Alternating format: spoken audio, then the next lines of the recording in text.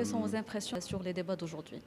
D'abord, personnellement, je tiens à remercier le groupe Le Matin pour l'organisation de ces journées fiscales, ces matinées fiscales, dans la mesure où elles ont permis de regrouper aussi bien l'administration, l'entreprise, le politique et l'université, plus les professionnels. Donc tout le monde s'exprime.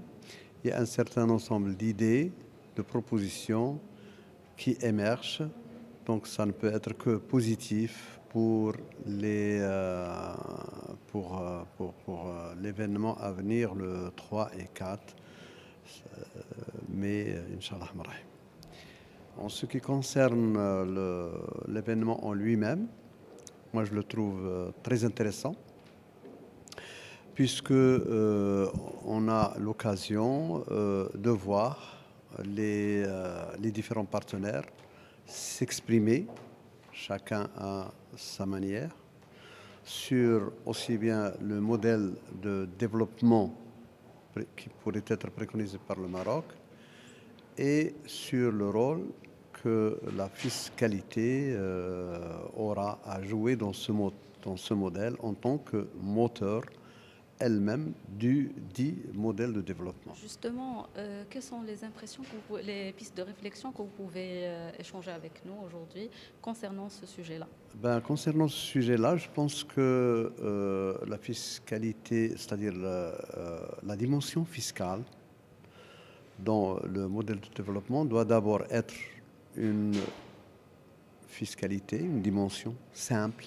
La fiscalité ne doit pas être compliquée. Elle doit être dynamique, juste, d'accord, et efficace. Pourquoi? Parce que depuis avant même l'avènement de l'OMC, on assiste toujours à l'universalité des dispositions juridiques à l'échelle mondiale. C'est-à-dire l'investisseur, quand il atterrit dans un pays donné, il ne faut pas qu'il se sente dépaysé. Il faut qu'il trouve des dispositions juridiques qu'il connaît dans son pays ou dans d'autres pays similaires. Donc, ça doit être simple, facile pour lui pour s'adapter. Il ne met pas beaucoup de temps à comprendre les lois, la fiscalité d'un pays donné. Donc, le Maroc est obligé, à mon avis, d'adopter une fiscalité simple et dynamique en même temps, parce qu'elle ne peut pas être figée, mais en même temps, elle doit être stable, une fiscalité stable, sans qu'elle soit figée.